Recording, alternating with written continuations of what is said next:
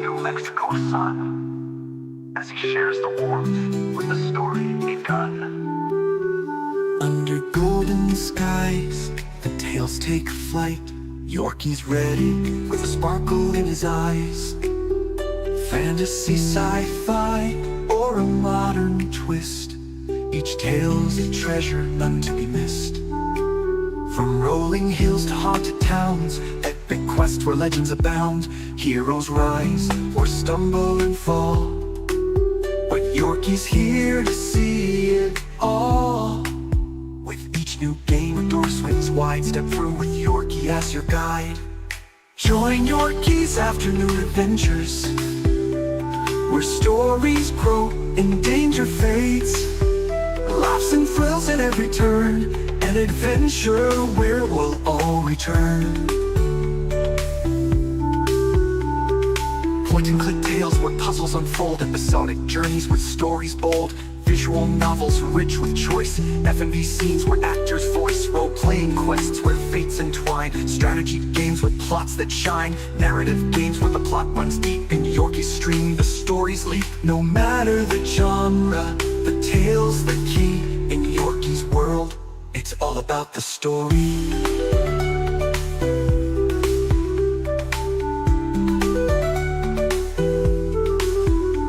Join Yorkie's afternoon adventures, where stories grow and danger fades.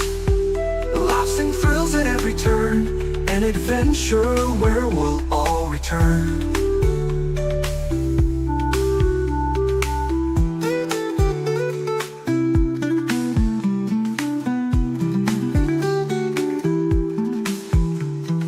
Join Yorkie's afternoon adventures, where stories grow and danger fade. Laughs and thrills at every turn, an adventure where we'll all return. Pulling when lost to mysteries grand, to moral choices that guide your hand. Political intrigue or personal strife, the games explore the depths of life. From epic battles to a quiet chat, these stories cover all of that. In Yorkie's stream the topics range, each adventure brings something strange. With every theme, new doors ignite. In Yorkie's world, the tales take flight.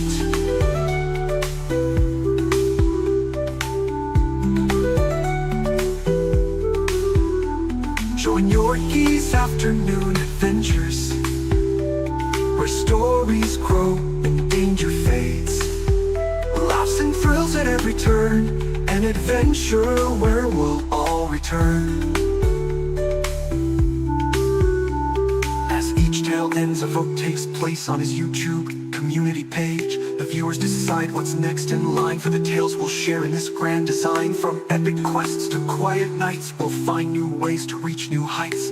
Yorkie's here, so don't delay. Another adventure's on its way. With every vote, a new game begins. In Yorkie's world, adventure wins.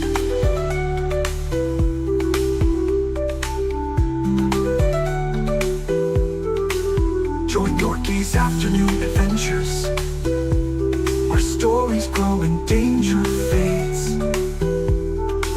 Laughs and thrills at every turn, an adventure where we'll all return.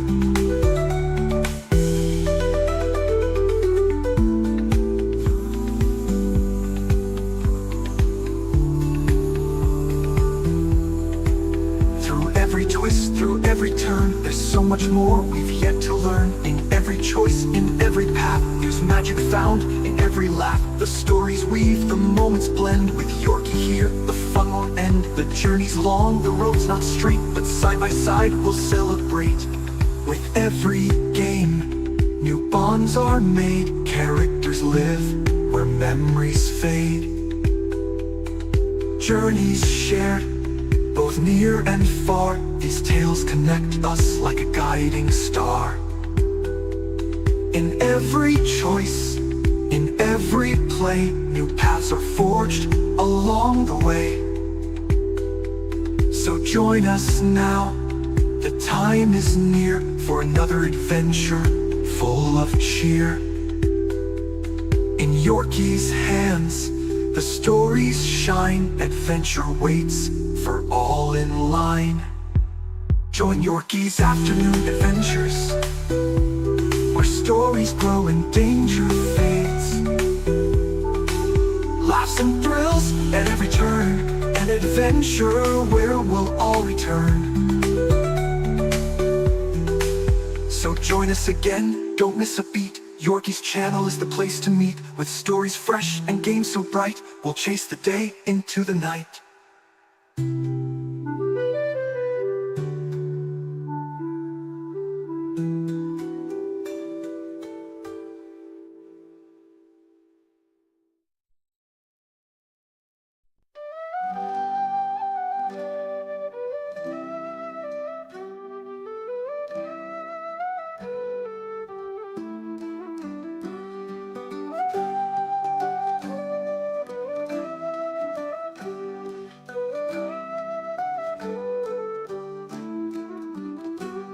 Gather round, brave souls, and hear the tale of the Lindra moon song, a hero through and through. Welcome to her journey, in the light and in the shade, in wrath of the righteous, where the winds of freedom play. The world wand opens and demons rise. Darkness spreads through crimson skies. In the chaos, hope is hard to find, but the Lindra stands with it, an unyielding mind. Through fire and chains, she'll make her way, to push back the night, to bring the day. She's a beacon in the night, guided by the stars' light. With bow in hand, she'll stand her ground. Her courage fierce, her aim profound. In every shot, the darkness fades. Kalindra's courage never afraid.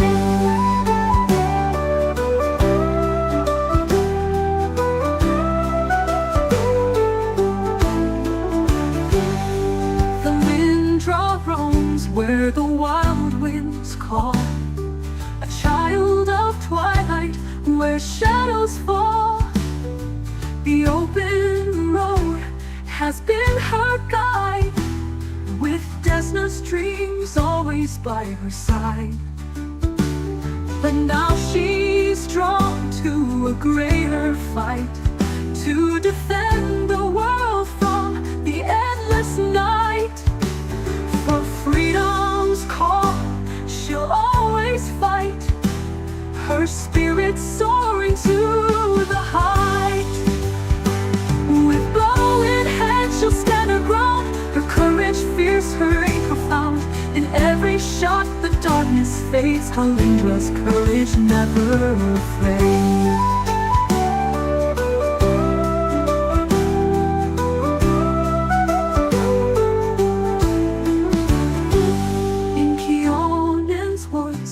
Her skill took flight, harnessing earth and the winds of night. Her arrows strike with nature's grace, a storm within no foe can face. With every shot, she holds the line, her spirit strong, her aim divine. Her power flows from earth and sky. She strikes where shadows die. With bow in hand, she'll stand her ground. Her courage fierce, her aim profound. In every shot, the darkness fades. Kalindra's courage never afraid.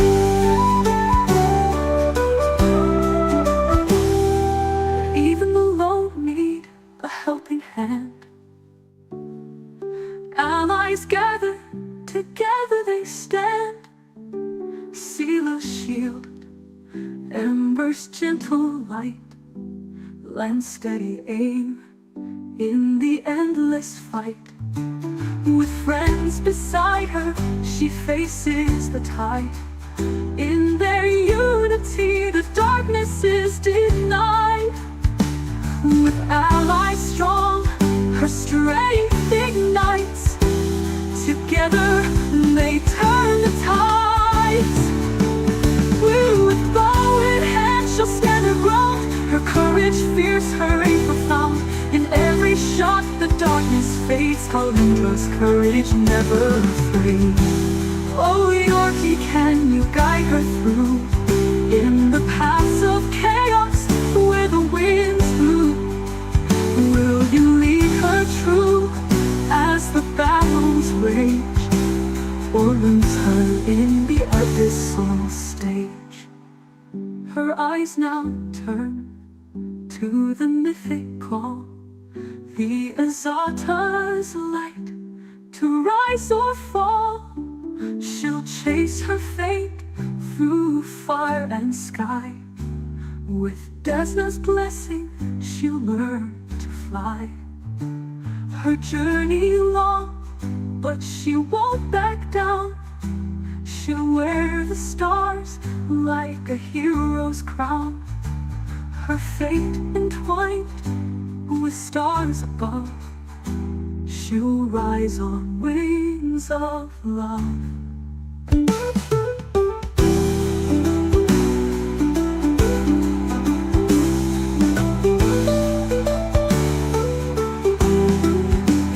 With bow in hand she'll stand her ground. Her courage fierce, her aim profound. In every shot the darkness fades. Calendra's courage never afraid. Oh Yorkie, can you guide her through in the paths of chaos where the winds blow? Will you lead her true as the battles rage, or lose her in the abyssal stage? Her eyes now turn to the mythic call, the Azata's light, to rise or fall. She'll chase her fate through fire and sky. With Desna's blessing she'll learn to fly.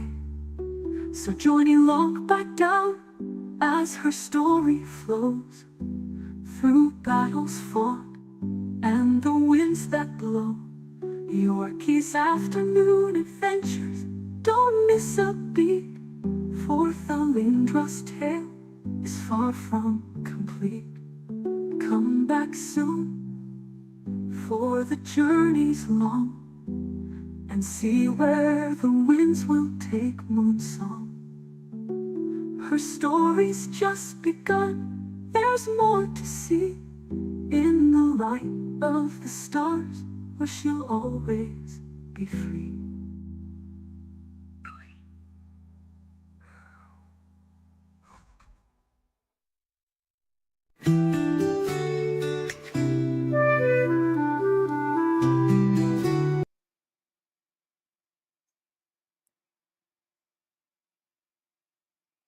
Alright, it's your old mate Yorkie here, welcoming you back to Afternoon Adventures.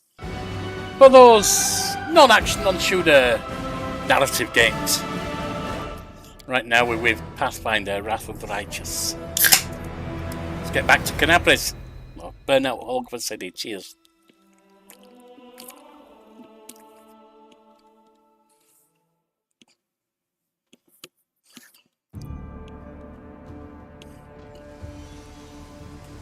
Well, we've met and made friends with Ember, and now we're looking onwards. Over here we have Holrun. Not too keen on him. Ramian. My beloved brother, I admire your zeal, of course, but would you not agree this is hardly the time to be standing guard over a hole that no one will ever emerge from? Or perhaps concerned that someone will decide to go for a nighttime stroll and will accidentally fall into it? Such foresight is laudable, but do you really need so many soldiers for such a task? Can't your warriors be put to better use, for instance fighting demons or clearing rubble, while the people trapped beneath it might still be alive? Why is that blue? Oh, I haven't entirely broken through defense with Kenabres, but time is running out. The face of this golden curled Asmir is beautiful even by the standards of his kind, in whose veins run the blood of angels. His melodious voice sounds cheerful, but bitter reproach simmers in his gaze. Don't you dare call me brother, heretic! The signs of recent hard fighting are obvious in the stern old man. His armour is dented and covered in blood, and his unnatural pallor suggests something more dangerous than wounds inflicted by claws and fangs. Nevertheless, his gaze is stony and his voice accustomed to barking orders. He's harsh and clipped. How dare you accuse me of doing nothing to protect the city, especially now when followers of your temple were caught committing treason? To my mind, you're no different from the demon worshippers. Those miscreants, those beasts that are digging under the city walls. Everyone knows, my dearest planet, that in your zealous pursuit of order in the city, you have long since forgotten how to tell friend from foe, and good from evil. That's what happened, and my adepts, whose act of treason was a genuine attempt to save the city. And yet again I am forced to repeat myself. While we are wasting time on pointless quarrels, people are dying under the rubble of the city. People whom we could have saved if you had only set your soldiers to the task, and not kept them here surrounded in a useless, utterly harmless hole in the ground. Harmless? Well, if it's on your say-so, then that must mean someone down there. Your associates, no doubt, and they're just waiting for us to abandon our post before they slink out and try again to... The old man notices your approach. And you! I remember you. You appeared in my city the day the demons attacked, and Terendlev died. What are you doing here? Answer at once, or I'll have you strung up by your ankles before you know it. Don't think that the demons have wounded me. I still have enough strength to take on 100 of your sort. Just need to check something.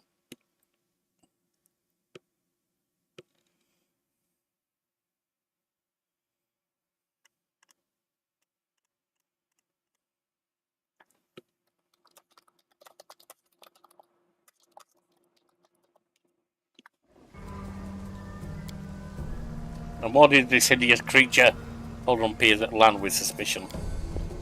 Lan, at your service. Mongrel ducks his head in a bow. My forebears fought in the First Crusades. I've lived in Kenabres my whole life. You haven't seen me before? Ah, it must be because you don't ever venture into our underground district.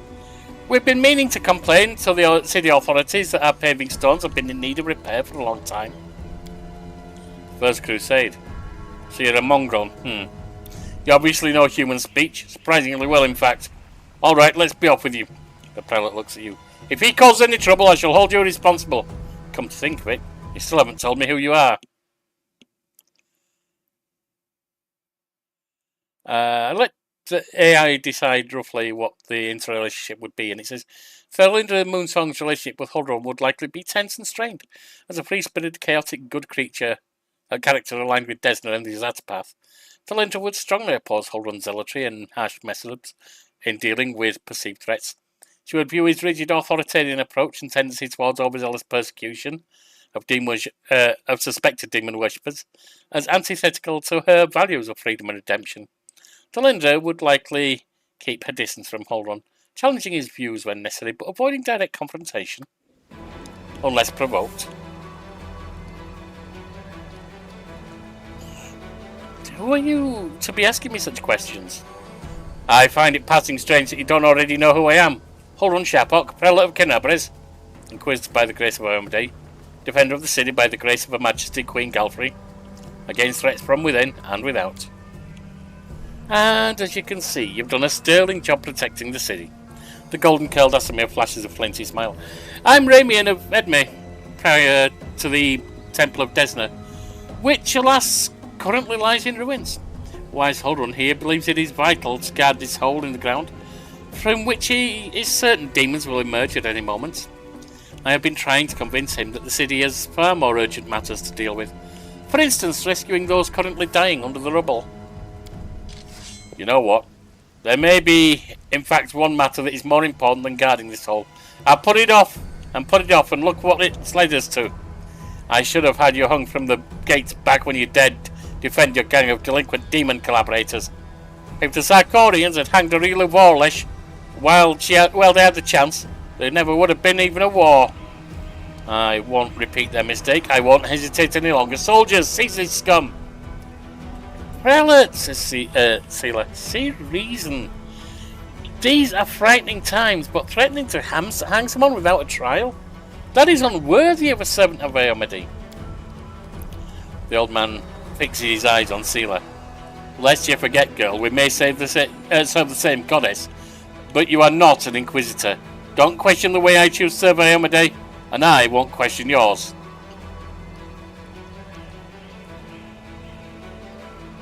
What precisely are you accusing Ramian of, Inquisitor? Treason. Not long before the city was attacked, several followers from his temple tried to secretly access the Wardstone and perform an unknown ritual over it. Holden is trembling with fury.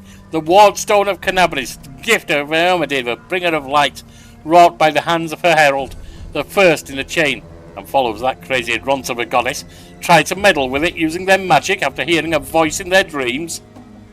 My soldiers almost had them caught when Ramian got in the way, allowing the traitors to go to ground. I made the mistake. I didn't have him locked in a cell and interrogated to within an inch of his life. And now the city lies in ruins. It's time to rectify that mistake. I've told you before and I'll tell you again, my people foresaw the attack on the city. They knew the Wardstone already carried the seed of corruption within itself, and they were simply trying to heal it. I've heard similar claims before. Now, where was it? Ah, yes, from Staunton Vane, the traitor who brought down Dresden. Legends of the past have taught us a great deal, and that is why I never believed you or your mob's lies for a second. And I was right.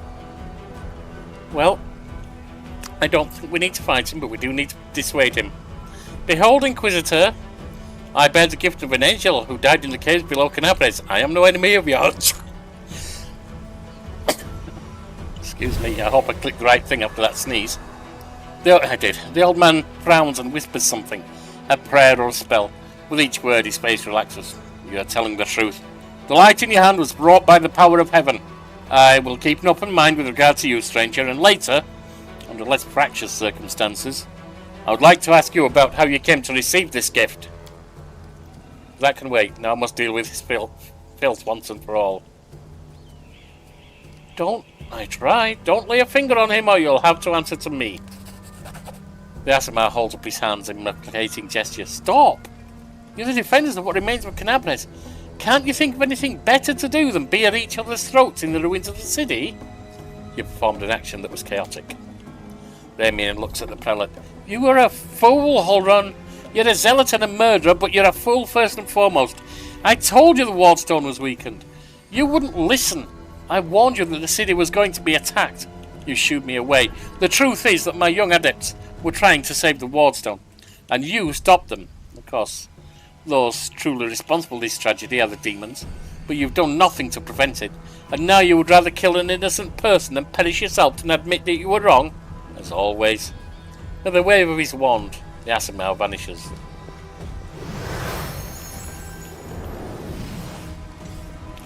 He fled, the heretic. He's no doubt expecting me to rush off in pursuit, but that won't work on me. Holron turns his attention to you. What about you?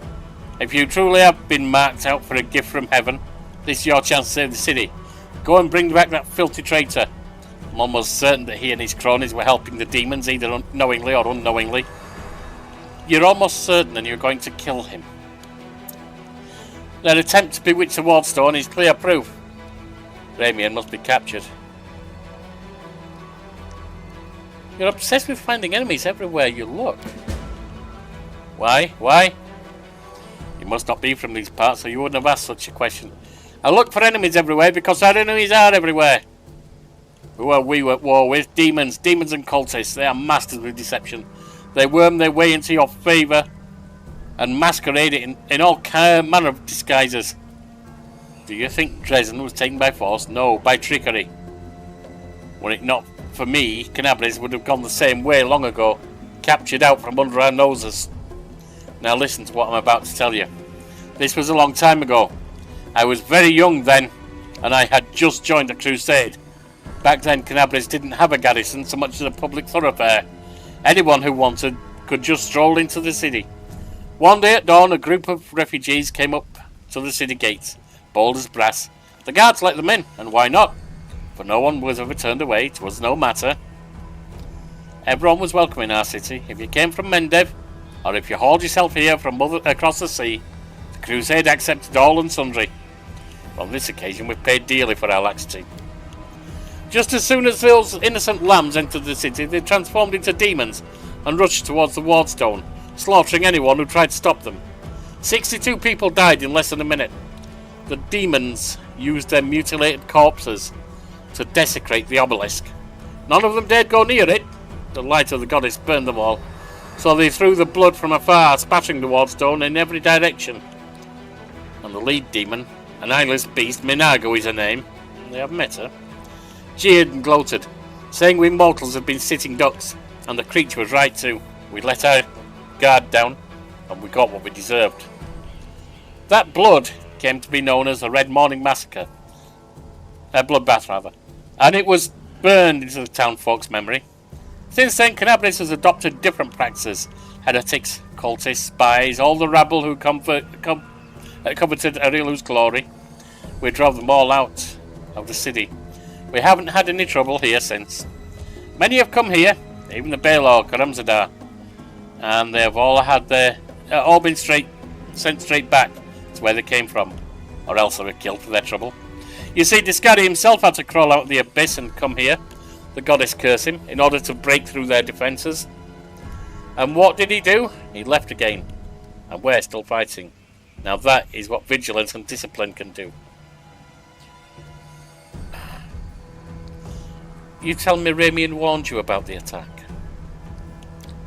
Those crazed Desans were always bursting into my study with their incoherent prophecies that came to them in their dreams. I won't lie, sometimes they said what they said did come to pass. But can we rely on the woolly dreams of heretics over the cold hard facts of intelligence reports? But intelligence reports did nothing, Holron. Plenty of demons could have easily fooled them and whispered a treasonous plan in their dreams, and those lunatics would have been only too happy to listen. This time, Mr. Curls-for-Brains came to me and declared that demons were about to attack the city, and the Wardstone's power was diminished by some kind of contamination or taint. Oh, you mean the blood and so on from the Red Morning Massacre, which you just told me about? Ayamade, forgive me for even repeating the words. After uttering such blasphemy, he should have been locked up along with the followers and interrogated. But instead, I simply increased the surveillance on them. And what next? My people caught them red-handed trying to attack the Wardstone with unknown magic. And not 3 days later, the demons attacked the city. There's an obvious connection between the events. Yeah, they told you the attack was coming. There's your connection. You idiot. Whether deliberately or under demonic influence, the Desnans played right into the hands of the Discarded hordes, and they almost left the city completely defenceless. Ramian covered for his people the whole time and helped them escape my guards. I don't blame him, you're zealots. More than zealots. After that, what else can he be but a traitor and a heretic? Someone who tried to warn you and tried to heal the Wardstone? While you did nothing? I'm not going to try and tell him there's nothing to guard him. Hey, Smallish J, welcome! I'm not going to tell him there's nothing at all. He's not going to believe me. And honestly, I don't care too much about him suffering in battle the way he is. Where can I find Ramian? How should I know? The weasel can't have gone far. He turned invisible. Probably hunkered down in some hole like the traitorous little rat he is. And he'll be sitting trembling and waiting till he's dragged out there. With a prelate after you, that seems like the only sensible thing to do. It's what I'd do. I'm sure lots of things sound sensible to you, Lan. In this case, I happen to agree with him. And it works too, as you can see, I'm still alive. I have to go. Go on then, if you have to. It would be good if you could return with the head of the scum. Ember peers intently at Holron. Long time since I've been here, sorry I was away on holiday in China. Oh, cool! Did you enjoy China? That sounds great. I remember you. When Father and I arrived in the city, you met us. What is this gibberish? As if I have nothing better to do than arrange meetings with vagrants. But it's true. You and the other knights tied us to stakes and started lighting a bonfire. Father died and then one of your knights changed his mind and pulled me from the flames. But then he died too. Don't you remember? If you were burned, then it was with good reason. You say some traitor helped you escape from the fire? That is a crime in itself, which means that you have been evading justice all these years. Try it, Holron. If it weren't for the invasion, I would review your case and see that your sentence was finally fulfilled. You're lucky that we have more important matters to deal with right now. Yeah, why don't you stand guarding over the hole? Jump into it, in fact. See, yeah, it was fun. I went to visit my mum. Oh, I didn't know your mum was from China. Cool. That sounds great, Jay. Hope you had. Well, I mean, you did have a good time. That's great. Good to see you back, but I'm glad you took that time. That's great. He didn't look the way he does now, all wrinkled and grey. He was young with a big moustache. Ember smiles broadly and draws a large bussy moustache in the air with her finger. He probably forgot all about me. It was a long time ago. But I do want to say one thing. I'm not cross with him. This knight is a true hero. He just really, really wanted to protect his city, only he got all mixed up about who was good and who was evil. Ember... Hold on, you sent an innocent child to be burned at the stake. Don't you want to ask for forgiveness? Pah, hardly. Anyone can look innocent. Well, you're having a lot of difficulty doing so. How did this girl manage to survive the fire? And what about the crow that's always flying around her? I advise you to take a closer look at this innocent little lamb of yours. If you ask me, she looks highly suspicious. Got sick on the last... Oh. Sorry about getting sick there, Jay. Hope you're feeling better. You forgive him, Ember, after what he did to you. He thought he was doing what was right. How do you know? Maybe you've done something thinking it was a good thing, but you were really doing a bad thing that hurt someone. But what if I've done the same thing? You can't get angry for people for making mistakes when you might be no better than them.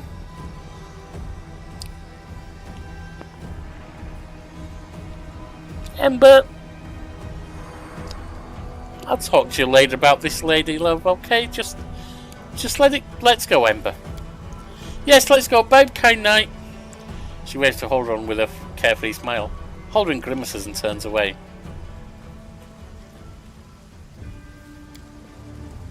Mongrel's body is sliced from shoulder to groin. Mongrel's face is screwed up tightly, his bloodied fingers broken. Dirt trap beneath the mongrel's claws suggests that he was climbing, digging into the walls. Okay.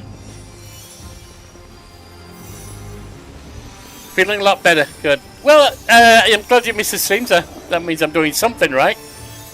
And I'm glad to see you back. Tales Over Coffee right now is getting towards... He's in the final 2 chapters of Like a Dragon Infinite Wealth. I've got a vote on the community page for what to play after that. And as you see here, we're in Wrath of the Righteous. Day 27, month 8. Year 4715. The demon invasion transformed all of Kenabres into one great battlefield, but nowhere in the city suffered as much as the square. This place saw a clash of titans, the demon lord Discari, leading the hordes from the abyss, and the dragon Terendlev, the mightiest of the city's defenders, and one of the first to fall. The scene of destruction leaves no doubt as to the battle's outcome. A skilled scout could recreate the course of the battle moment by moment, simply by looking at the ruins. From the chimneys torn down by the powerful wings in a sharp dive, to the bloody tracks left behind when the demon dragged away the noble reptile's broken body. But it is no hypothetical scout gazing upon the ruins. It is Cylindra Moonsong. And she is not alone. The shadow of a strange, barely perceptible presence lingers over this place. Like a gaze untethered from any observer, this mysterious force, unknown to mortal kind, silently assesses, judges, and seeks a better way. In an instant, Cylindra Moonsong is vested with this power and looks at the world with its eyes. The past, present, and future stand before her as a unified whole. An unmoving, multifaceted crystal that would be beautiful were it not for the fractures, blemishes, and flecks marring its splendour. What past does she see? In the past exists the one who wielded this gaze in life, although the one and life are in opposite terms for eons, the supernatural embodiments of cosmic balance, rather than who or what. A better word for these entities is how. The Aeon appeared from outside this world, from the great beyond, to put an end to the intermingling of the planes and destroy the world wound. The chasm disrupted the order of the multiverse. Alas, the visitor from beyond proved too weak for the battle they came to fight. They even failed to finish casting the spell that would have sent Discarded back to the abyss. With one swing of his side, the Demon Lord cut the Aeon down. What present does she see? Ruins, blood, corpses, none of this perturbs the Aeon's dispassionate gaze. The living are alive, the dead will be judged by Pharasma, all is as it should be. But the demons circling in the sky or prowling through the streets create a jarring juxtaposition, like splashes of blood-red ink on a restrained pencil sketch. They should not be here. The world of mortals is for mortals. The demon's place is in the demon world. How sublime the world would be if everything in it knew its place. But even demons aren't as abhorrent as a sharp-edged, unassuming crystal languishing in the dirt among the bricks and smashed cobblestones. No mortal would notice it. But to the Aeon's eyes, its mere existence is an outrage against universal laws. If the Aeon still existed, they would not stop until the crystal was unmade. But the Aeon is gone, and only their gaze remains. Talindra Moonsong picks the crystal up out of the dirt and stows it in her pocket. She is mortal, which means she has the power to decide what to do with it. See, purple stone knife. What future does she see? Good and evil, chaos and order. Everything is in its lawful place in the multiverse, and is no longer trespassing where it does not belong. Nothing is disrupting the smooth and steady current of the river of souls, from life into death and back to life again. The reality, rid of its flaws, is now perfect, and the Aeons withdraw to eternally admire its beauty, which will never be threatened again. After allowing the heroine to view the world through their eyes, the little that remained of the destroyed Aeon is killed, even inappropriate here for an entity that is so removed from life and death as we understand them. Used up its last vestiges of energy. Now they are ready to disperse into nothingness, unless someone decides to preserve the Aeon within themselves. Will the heroine take on this power, so that she may again look at the world through another's eyes? Or will she allow it to vanish? We'll retain the Aeon's power for now. Might add some power for us.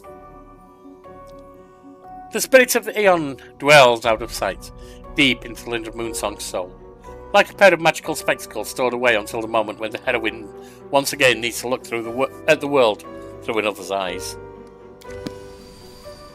Alright.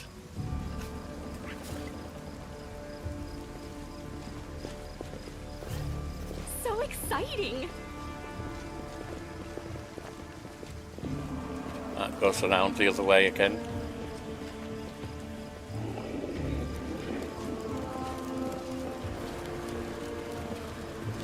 A packet of stuff here. More arrows.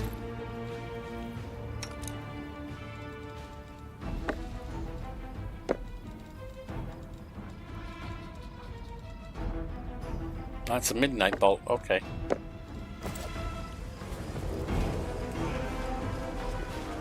Do not fear! Do not waver! Uh-oh. We found enemies. Ember, can you sleep them? You can sleep one of them. Away, you rascal!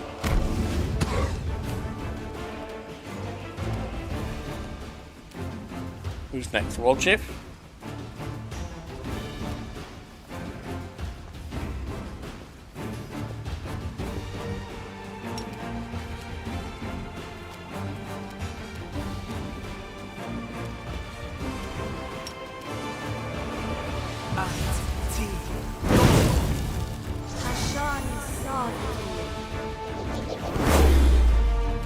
Sealer?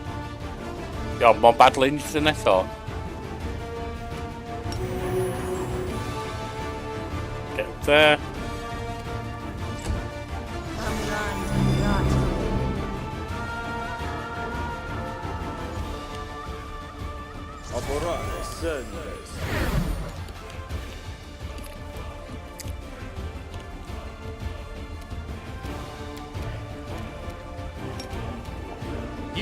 chose the wrong mongrel.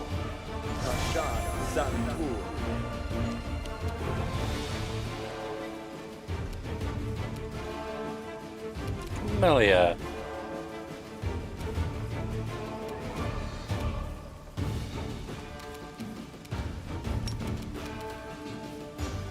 I'll cut you wide open. That could be an issue.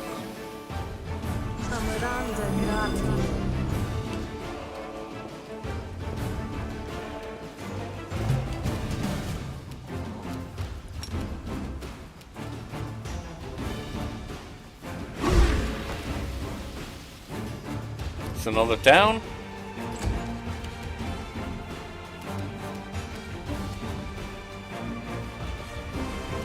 Stay out of that stuff.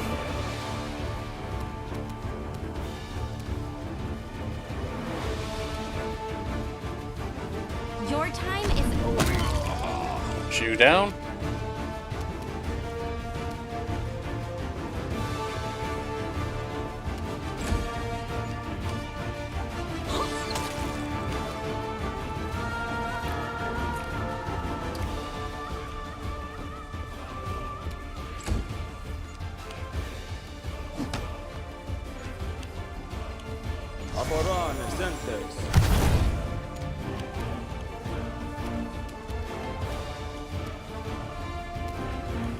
Oh, Blan's out.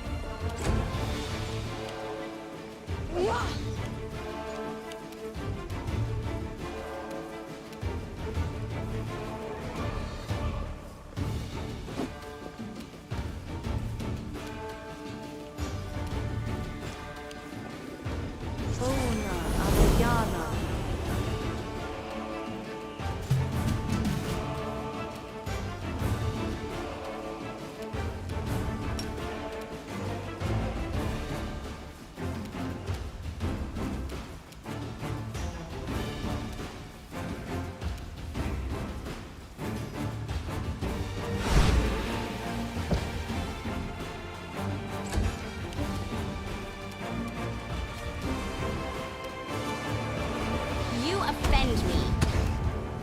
Missed.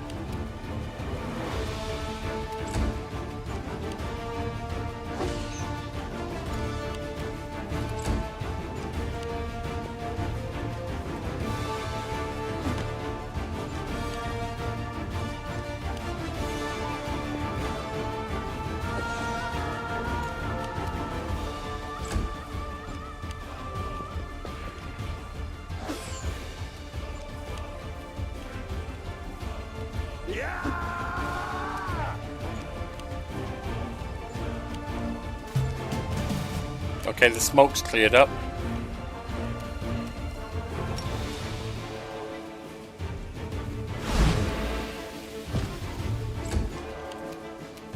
Cylindra. Stand down. Walchif, you're still out of it.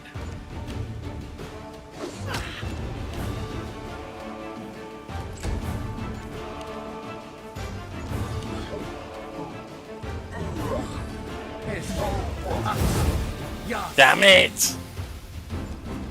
I don't need that happening.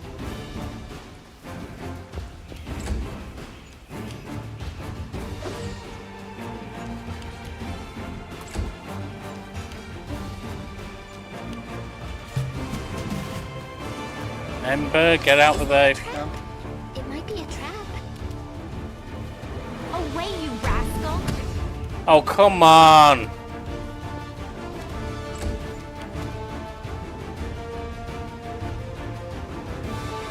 Walchif.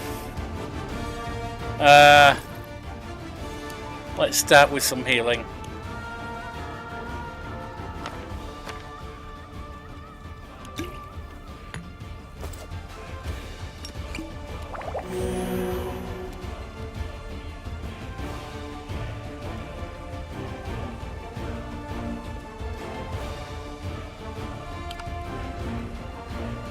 Cover me, all right?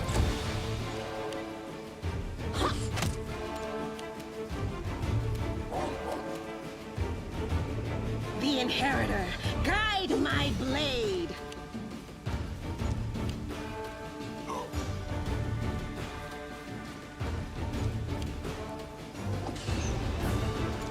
Okay. Looks like land's recovered. You won't survive me. Nice.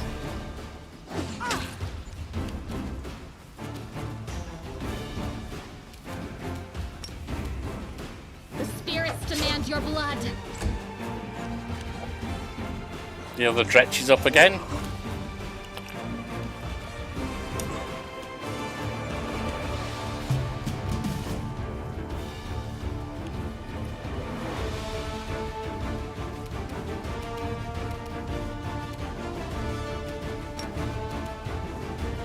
Oh, Ember's out of it right now.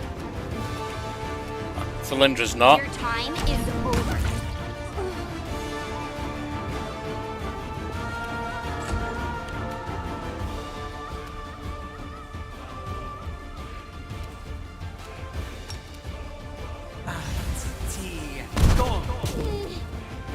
Stab you or zap you? Why not both? The light. Take you. You're done.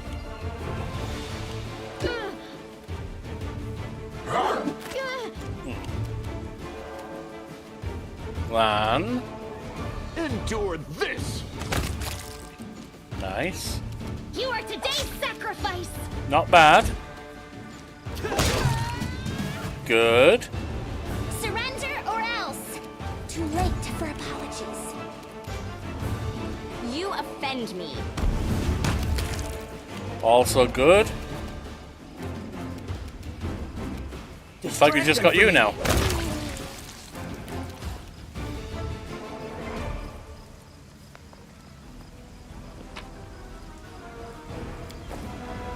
You've marched me to the bones today. Sad to believe this place recently had a bustling with. Yeah, that's nothing. All right. Drop. Drop. Drop. Drop. Oh. Half plate plus one. You're wearing half plate, aren't you?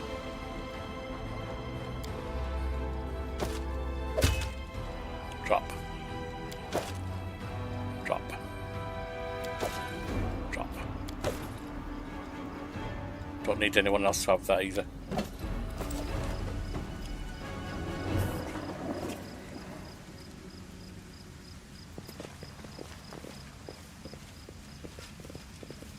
Can't hide from me. And that's where they dragged Terendlev's body, I guess. With grace.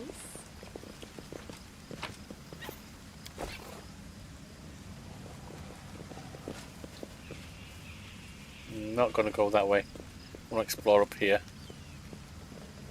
Where they took Terendlev. Judging by the size of the bloodstain, the body of something truly enormous was dragged over these stones. Yeah, I think we know what. Count Arende's servant. Thank goodness, I found someone who isn't fleeing in a panic. Are you Crusaders mercenaries? The comely half-elf is so frightened he can barely get the words out. I'm a servant of Count Darren Kenabres Arende. My lord's mansion is under attack from demons. The master himself and all his guests are trapped inside, and the house guards are nowhere to be found. I managed to escape through a servant's passage to look for help. Will you help me? The mansion is only a stone's throw away on the next street over. He meets your gaze with pleading eyes. Count Arende. I have seen him in the last a few times before. From afar, he looked highly audacious, and I confess that it did capture my attention. But that's neither here nor there. We should help him. The gratitude of a rich and influential man can only benefit us. Succeeded at world knowledge. You've heard about Arende family before. This wealthy noble Mendevian dynasty was almost wiped out by demons more than 10 years ago. The last surviving member of the family, the young Count Darren, has an infamous reputation. He is well known for being a rake and a rogue. Misfortune continues to dog Count of Arende, I see. The servant cringes. You're telling me? Everyone tried to talk me out of taking up the position, saying that it can't have just been bad luck that brought tragedy down on the family and almost killed off the line, but I reasoned that since my master was the only one who survived that calamity, that meant he must be blessed by fate and the powers of good. The pay was nothing to sniff at either. The servant cast his eyes around the street. I should have listened to the people smarter than me and gone to work somewhere else, preferably far away from Kenabres. Tell me more about what happened. I'll tell you what I can. I was working from dusk till dawn and back to dusk again, serving guests at the Count's banquet. When the other servants came to relieve me at my post, I went to sleep. Next thing I knew, I wake up and there's demons inside the mansion. I couldn't even reach the Count. The monsters had blocked the way. The Count's banquet was still going on. He and his guests were in the great hall, and as far as I could tell, the door to the room was sealed, and the demons couldn't get in. I'm begging you, hurry. The mansion's doors are sturdily built. The demons will have to work hard to get past them, so you still have time to rescue the people inside. Let me just check that ping. Nothing.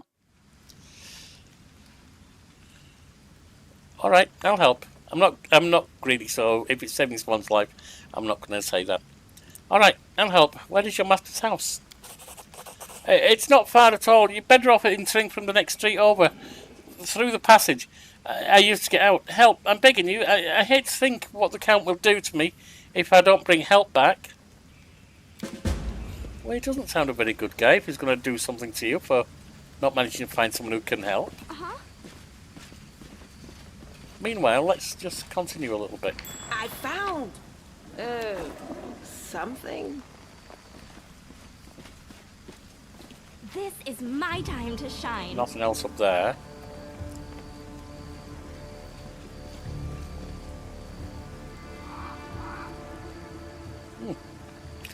Hear me, take heed. The hordes of the Abyss march on. The Wardstone is their target. They must not be allowed to capture it. The consequences will be disastrous. Well, that was something. Oh, Remy, there you are. The golden-curled Asimar greets you with a graceful bow. So you found me. I have nowhere else to run. I'm at your mercy. Kill me if you wish. But I ask you, hear me out. I have no intention of killing you, Huldron. We're of the same creed. Did you know about the demon attack before it happened? I did. We have a secret ally in the enemy's ranks. No one knows who this brave soul is, but she has been feeding us information about the demon's plans. These dispatches have come to us by the most reliable channel bestowed upon us by the great dreamer herself. They have come to us in our dreams. Respectable. Prelate Huldron brushed them off as meaningless reveries. He is an idiot. And while I admit that it isn't always easy to distinguish our allies' messages from ordinary dreams, but even ordinary dreams are gifts from Desna. They are. And are always worthy of attention. The prelate and all the crusade leaders, for that matter, should have put less store in reason and more in intuition, inspiration and spontaneity. Once more, not long before the attack on the city, a blind elf who called himself the Storyteller arrived in Kenabres. This wanderer wasn't merely a collector of legends, but a scholar of the unknown. According to him, the wardstone in our city, the first and foremost, most important of the chain of wardstones, weakened since long ago, was teetering on the brink of corruption. It seems the Red Morning Massacre and other demon attacks, even the ones we fended off, did not leave us unscathed. Unfortunately, the prelate did not wish to listen to the storyteller either. So he was warned by at least 2 different sources and did nothing. We're lucky he wasn't burnt at the stake as a heretic. We had such vital information on our hands, information that could have saved the city. But no one cared to listen, all the way to the catastrophic end. Well, I'm a Desnan, so I'm not going to say that not all dreams have benign origins. Tell me about the strange rituals that were being performed on the wardstone. Remy looked slightly abashed. When my attempts to open Huldron's eyes ended in failure, a few of my young adepts resolved to take matters into their own hands. They did not consult me before doing so, but I've never demanded iron discipline from my priests. Of course not. Army commanders may have subordinates, but I have pupils and fellow worshippers. Exactly. I can only inspire them. I cannot command them. And it seems they were inspired all on their own. In other words, you get to preach whatever you want, and you don't have to take any responsibility for your flock. You've really got it made. Lan. They've got free will. This isn't some kind of army, you know. It's a priesthood. For pity's sake, how can I be held responsible for the actions of others? These are not children we are discussing here. They are grown adults endowed with their own free will, praise the goddess. Of course, we all help one another, but in the final reckoning, each of us decides how we will act, and each must answer for their choices. They had no ill intent, they only wished to access the Wardstone in secret and try to cleanse it. But to Holrun, this became perform a suspect ritual after hearing even more suspect voices in their dreams. The children wanted to save the city, but the Inquisitors detained them and almost killed them.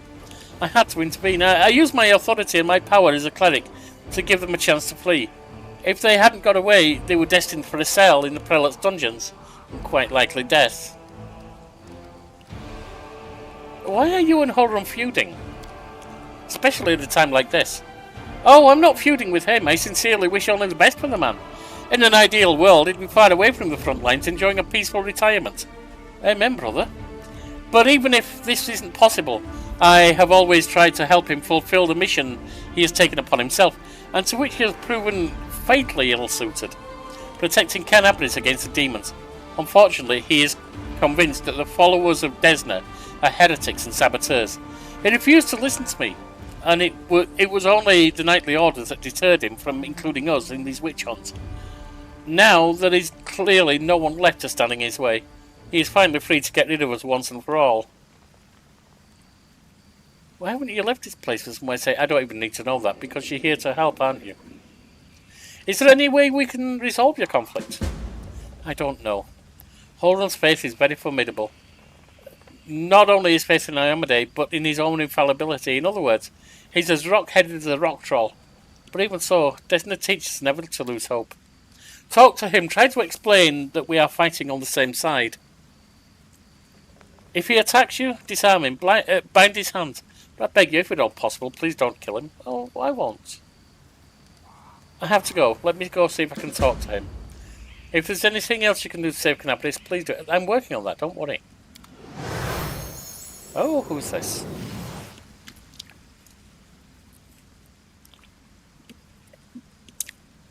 Stranger, wait. You spared Ramian despite what the Mad Inquisitor told you. The young voice comes from nowhere. Oh, hang on, I forgot to remove the spell. I hope Holrun's dogs aren't lurking nearby. A pale youth materializes before you. His face looks haggard from lack of sleep, but he's clearly pleased to be speaking to someone. So you're one of the Desna adepts that tried to break into the Wardstone? Yes, I'm Ilkes, a cleric of Desna, and one of the people who answered the call of the voice in dreams. Some unknown person made contact with us through our dreams, telling us about the demons' plans. We learned that the demons were planning to attack Kenabres and do something terrible to our Wardstone, which already carries a taint of corruption. Prelate Holrun refused to heed our warnings. We had to make a choice. We could either throw up our hands and pull back, or take action, even though it could cost us our lives. But what heartless person could stand by in the face of such deadly threats? Someone without your courage, obviously. What were you planning to do to the Wardstone? The young man hesitates. Our plan was to get to it and follow our instincts. There were three of us, a cleric, a mage and a bard. Between us we know a lot. We're capable of a great deal. If we'd had enough time, I'm sure we could have figured out what's wrong with the Wardstone and how to heal it. But they didn't give us time. Yes, the local commanders got roped into dealing with this. Some idiot kids trying to break into the Wardstone, apparently some of ours. But who even knows these days? Sealer sighs. I know there's no evil in you, I can sense things like that. But what you did was so stupid and impulsive. Someone could have got hurt. I know this from experience. Sealer? I love you, Sealer. You're a wonderful person, but let's face it, shall we? Holrun and his mob weren't going to do anything. At least these guys tried. May have been a fail from the start, but they tried. Unlike Holrun. So you lot decided you need to do something right away, so you did something right away. Great work. Lan gives a sarcastic round of applause. I'm starting to think Wendowag might have had a point about you, Lan. Like the city authorities would have done a better job. They weren't going to do a thing, even though it sounds like they knew about the danger. Exactly. All they knew was that some crazies had some weird dreams. Nope, they heard it from this storyteller guy too.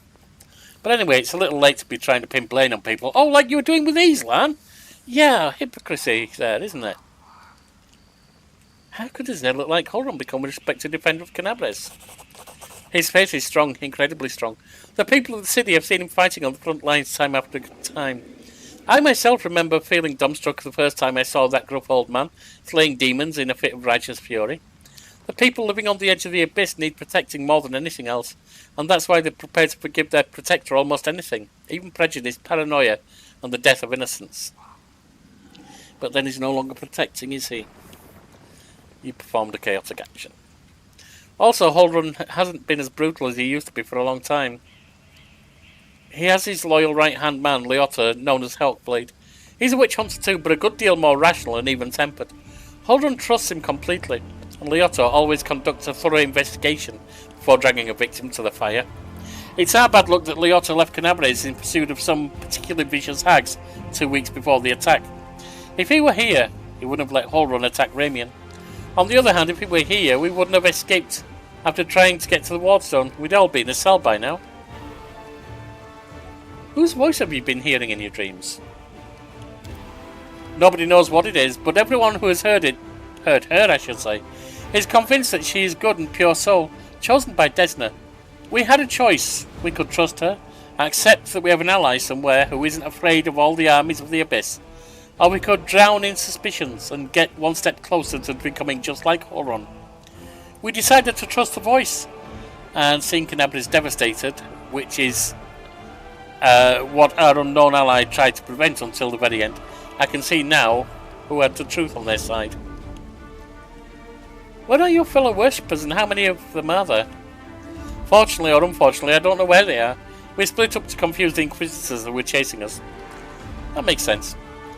Do you need help? Desna teaches us to trust in last-ditch chances. Listen, my friends are called Aranka and Thal. Thal the Wallflower. Aranka is an amazing singer and a truly beautiful girl. She has plenty of friends and fans. She's probably blended into a crowd somewhere. Wallflower is a mage, but I don't think he'll risk using magic. It will only bring the Inquisitors down on him. He'll be harder to find. You'd better find Aranka first. She might know where Wallflower is. Please find them and protect them against the demons and the Inquisitors. I'll wait news in the Goddess's temple. I hope our mysterious helper will send us a new message that will reveal what is to come from the demons. Yeah, you go wait for that.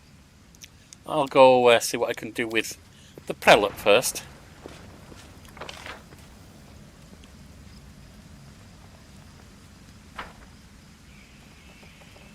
It's not you, is it? It's over here.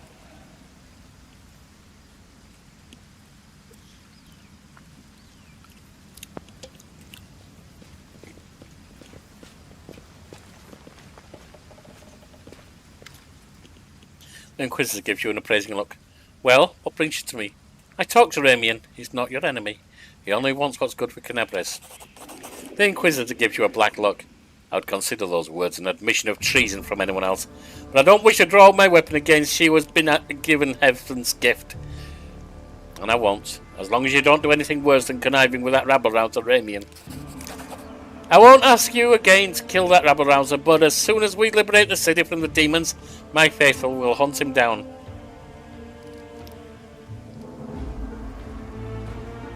I'm going to go. Doesn't look like I can do anything with him. He's too much of an idiot.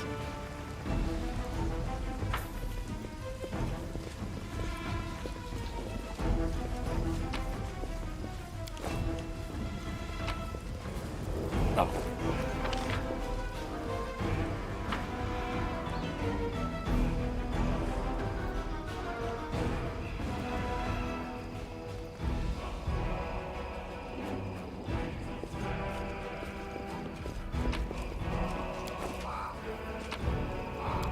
Oh, we've got a... what? We got a kitty called Tiger.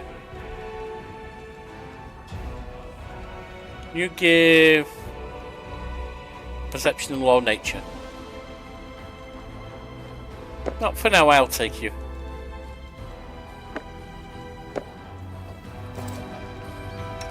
The world is full of wonder.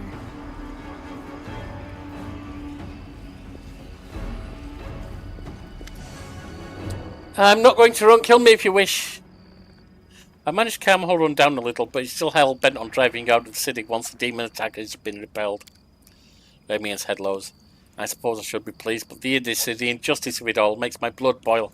I'll leave Kenabres, but not before we fight off the demons. No matter what happens, I thank you. At the best, Tirabade of the Eagle Watch is gathering survivors in the Defender's Heart Tavern. You'd be very useful there. Commander Tirabade. I do not know her personally, but her wife, Anivia, is a regular worshipper at our temple. I'd be glad to aid them in this fight. I have to go. Alright, so we've recruited them. Now, before we'll be coming back here. But I've been reminded about the storyteller. And I should see if I can pursue him.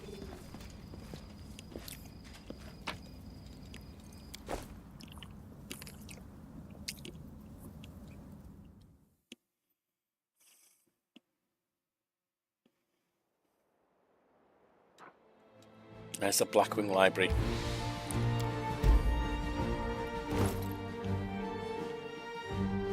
$11.61.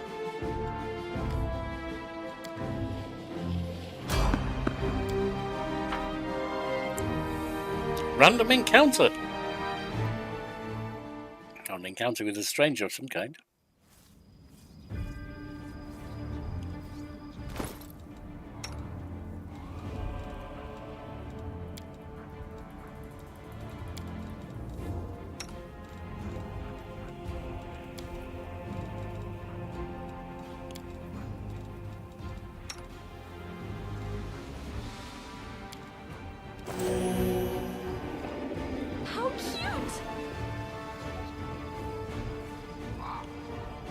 Wearing a robe?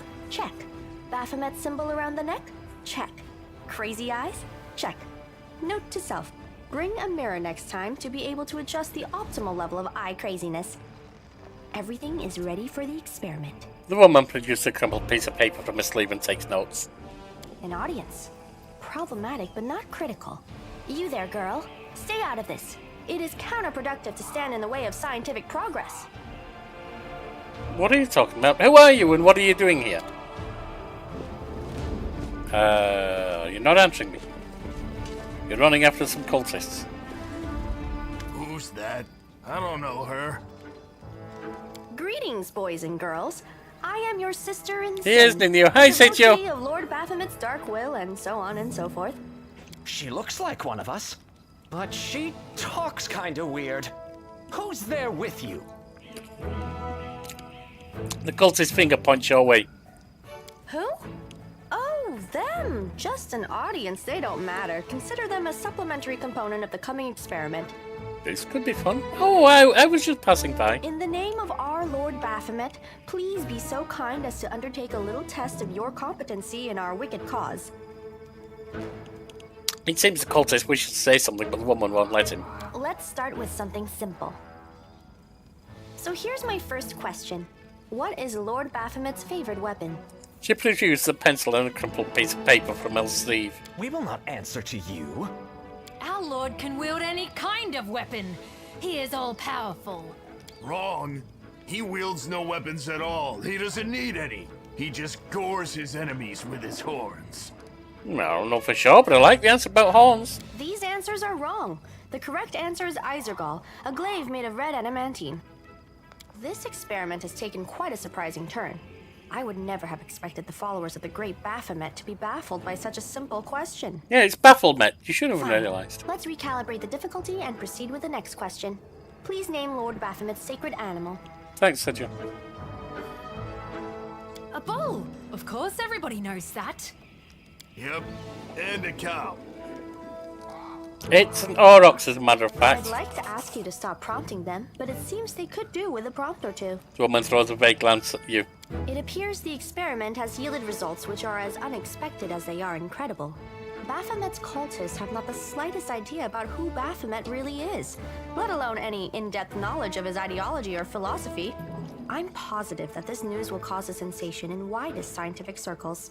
Damn it, she's right. I'm a shitty excuse for a cultist. And my mother used to tell me to become a plowman. Yeah, your mother was probably right. Why don't you bugger off and become one? Hey, take it easy. We've only had 2 questions. You there, come on, ask another one. We'll get the next one. Ask them some more. They might still manage it. You never know. Is there any sense in continuing?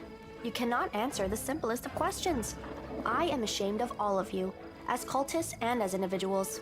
Please, ask again. I can answer. I'm sure I can.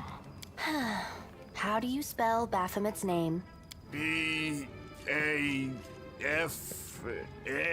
No, I don't think that's it. Screw it. To hell with Baphomet. I thought it was gonna be fun, but instead there are all these questions. I'm done here. I'm going back to my home village, back to my mother.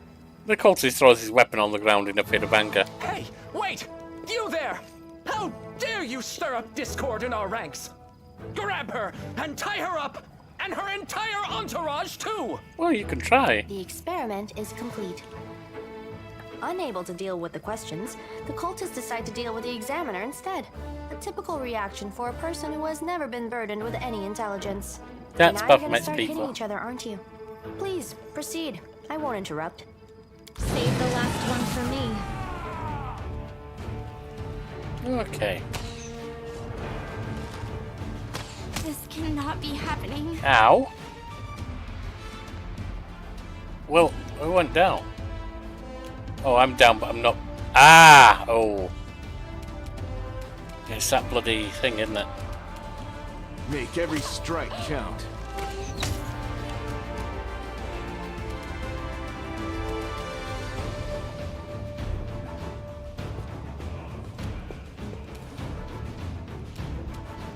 Time to share your treasures.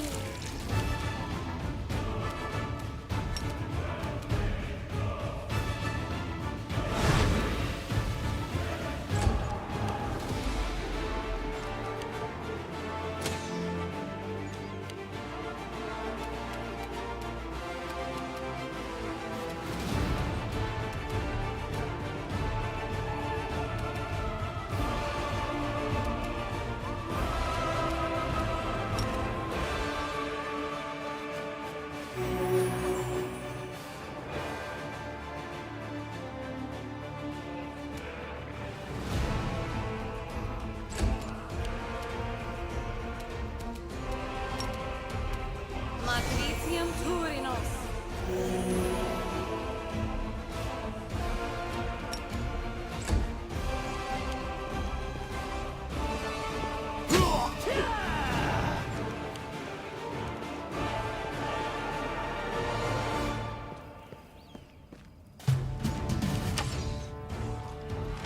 This cannot be happening.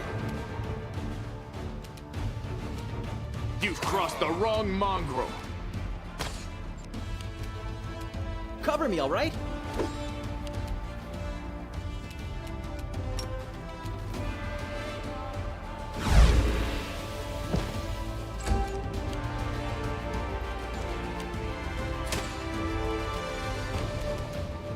Into the fray! Go for their hearts.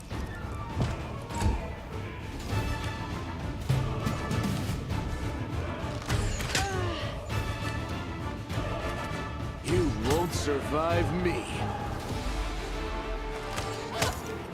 They did. Stab you or zap you. Why not both?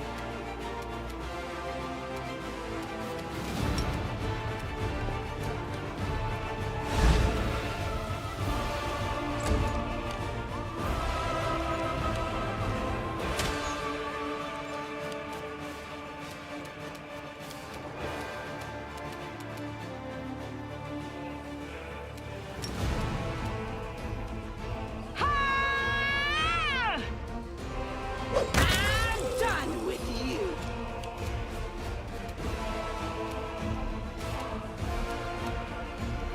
I'll cut you wide open.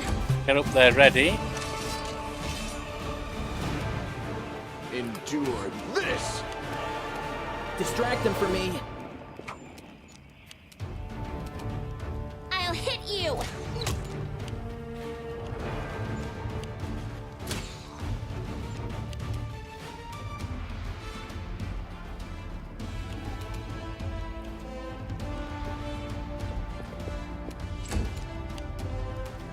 The spirits demand your blood.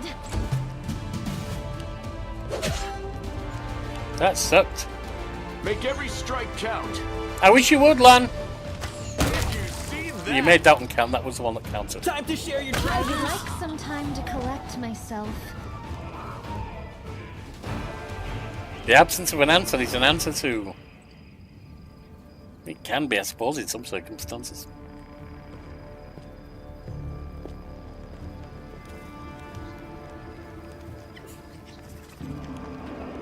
The result is statistically predictable, especially considering their intelligence level. What about you, girl? Are you ready to answer some questions for the good of science? Let's proceed with the experiment. My first question is simple. Which colors does the goddess Iomade prefer? I'm not sure. I'm a follower of Desna. But I think it's red and white. This answer is correct. It is comforting to meet at least one educated person in the melting pot of ignorance that is Kenabres today. Let's proceed. Did Aradin take part in any crusade before he died? You don't know how to answer this question, but you bet you can guess. After all, you've only got two options. No, maybe? Your answer is correct. Aradin's death dates to 4606, and that is precisely the year when the World Wound was opened. The First Crusade started back in 4622. Your knowledge would make Mendev's Crusaders proud. Well, I mean, the last My one was a final guess, question so... is, what is the title that Aurilu Vorlesh bears? Is she the architect of the World Wound, the Lord of the Labyrinth, or the Border Acquisitor of the Shapeless Abyss? Your president, Varela Vorlesh, is known as the architect of the World Wound. She's the architect of the World Wound. That's correct. Most excellent. You successfully answered all of my questions. Splendid. Amazing. This is a breakthrough. I thank you for your cooperation. Woman breaks off, looks at you, and catches her breath. It seems to me that I owe you an explanation. My name is Nenio. I am an explorer, a pilgrim, a yet-to-be-recognized scientific luminary, future author of the great Encyclopedia Galarianica, and rector of all Absalom's universities at once. Future rector, I should say. I also know several spells. Do you? Now you can finally tell me what you were getting at with all these questions. It is so heartening to see you strive for knowledge. I have been conducting an experiment comparing the intellectual abilities of the average cultist with those of the average crusader. And I must admit that you passed the test with flying colors. This does offer a glimmer of hope for the future of Crusade. I have always claimed that despite the popular beliefs about the limited intellectual abilities of those in the army, at least some of them can be considered educated. It pleases me to see that I was correct. So you're trying to say that I'm mediocre? Yes. You're a sweet little fun thing, aren't you? Why do you keep calling me girl? I have a name, you know. I apologize for an injury to your ego, but your name is irrelevant on the grand scale of the universe. That's Thus, right, it it's cannot Northland possibly mean son. interest me. I will forget it as soon as I hear it. To avoid unnecessary confusion, I'd prefer to not know it at all. Okay, well, Kenabres isn't safe right now. Shall we join forces? Do you wish to become my follower? To accompany me on my expeditions to the World Wound? To assist me in my experiments? To run errands for me? Perhaps even to write down my deepest thoughts for the benefit of future generations? Oh, how splendid! Of course, I agree. Truth be told, I have no money to pay you. But you will be aiding the progress of science, and that is its own reward. I mean, if we join forces, you'll have to follow my instructions during our expeditions. Huh? What? Oh, yes, the dangers and these battles. Of course, I will follow your orders. I place my life in your capable hands, so I can focus on the things that really matter. Then I agree. Excellent. You're hired. To think that I finally found someone to accompany me. 27 Crusaders before you said no. Not one of them saw the undeniable appeal of my offer. Your first assignment is to take me to a safe place. I have to admit that today's experiment has left me quite tired. I suggest you go to the Defender's Heart. I'll see you there.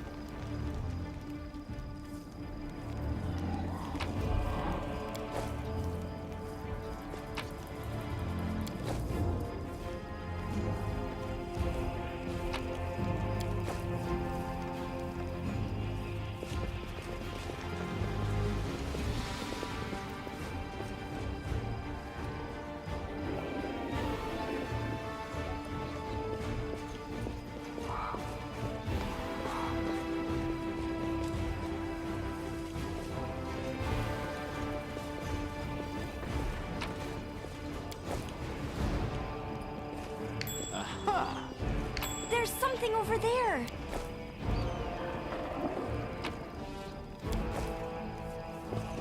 Hey, have a look. We have we have a long sword. Don't know what it does, but we have a long sword.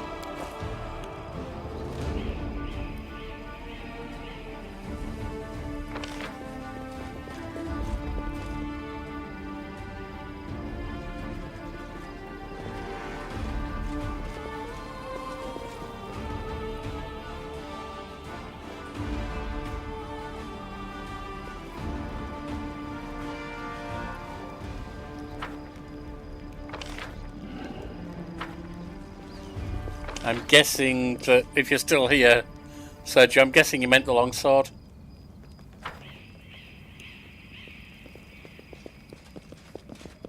So exciting!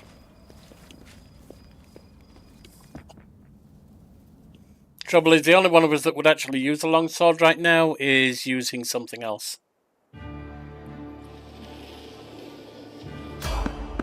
Fail to sneak past enemies.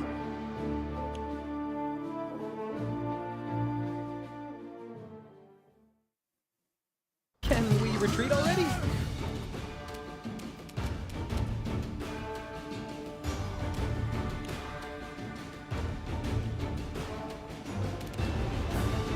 You are today's sacrifice!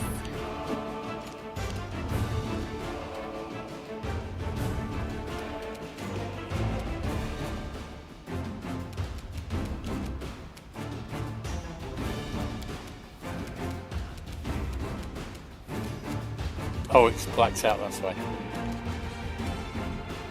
The Inheritor, guide my blade! Cover me, all right?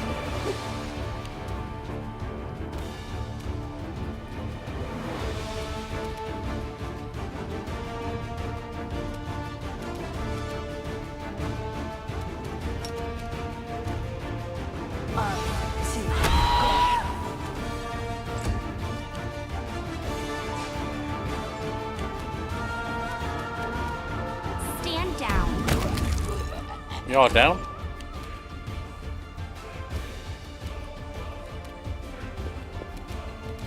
You've crossed the wrong mongrel. Go for their hearts!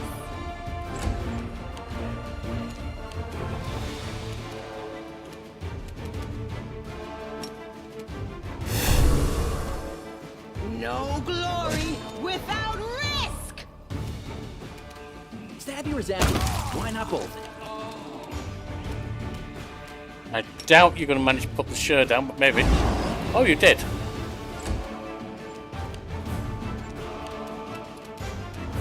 Away, you I rascal. would like some There we time go. to collect myself. 778 left.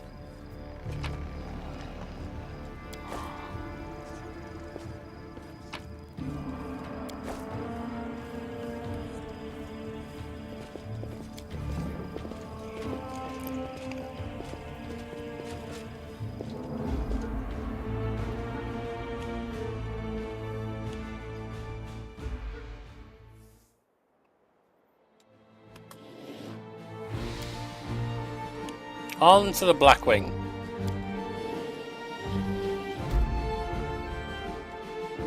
On to the loot bag.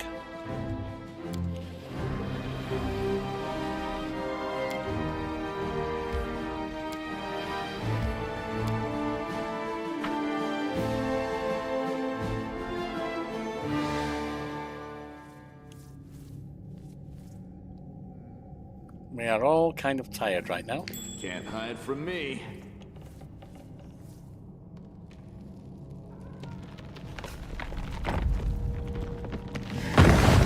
Okay. Griffin statue becomes Griffin. And flies off. Bye. Well, did you see that? He was just standing there. Did you see that? Yeah, I saw that. It was kind of impressive, really.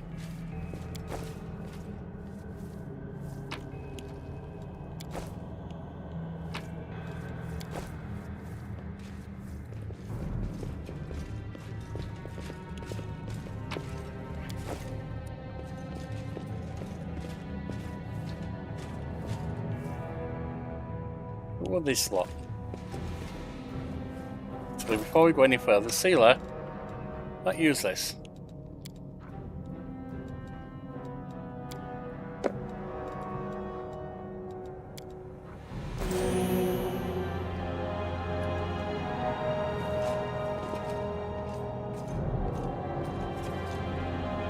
Why is that lot set on a pile of books?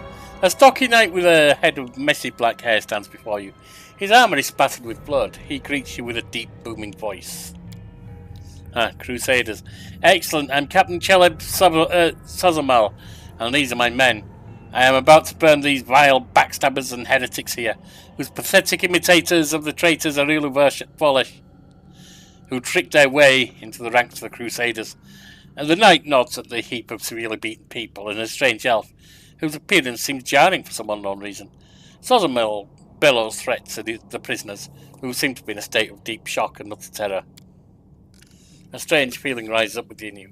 It is pure instinct. You don't know what you're about to do, but you know that it's the right thing. Let's take a look at the Crusader. Cheleb is talking too loudly, all while casting sidelong looks at you. You've seen similar behavioural quirks before in liars. And do we know what the armour is? You notice that the emblems of the armour on the two silent Crusaders belong to the Order of the Flaming Lance. But Cheleb's armour bears a sigil of the Order of the Sunrise Sword. Strange, then, that he introduced himself as their captain. Something's not right here. Let's see what this instinct is. Idiots! Stop! Heed my command in the name of Baphomet! Words fly out of your mouth before you can even think. Some gut instinct told you that this is precisely what needs to be said in the moment, and the words hit their target. The Crusaders jump in surprise and look at each other in terror. Woljif glares menacingly at Cheleb. Didn't you know, mortal? We're everywhere! Cheleb leaps to attention and backs out. Sorry! Couldn't have known! We'll fix it right away, ma'am! An inexplicable feeling of rightness flows through you.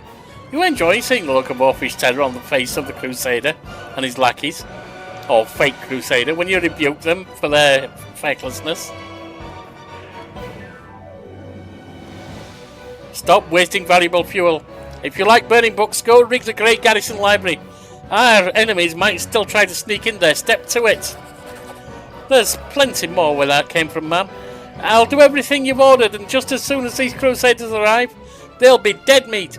I'll go make sure that we get make it 2 barrels of alchemist fire from the Great Garrison storeroom. Things are going to burn right up in there. Bye, fools.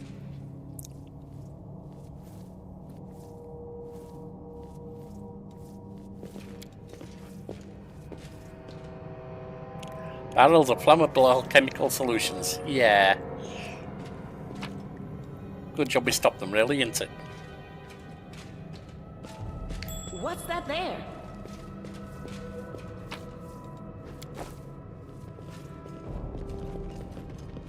Might be trap, might be treasure. Might be a whole host of things.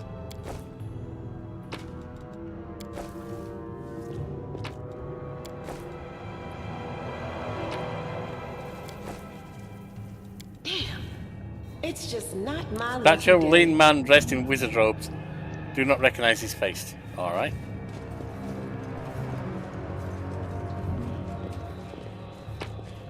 Right there. Something? See? Bookcases full of text describing demons and methods of fighting them.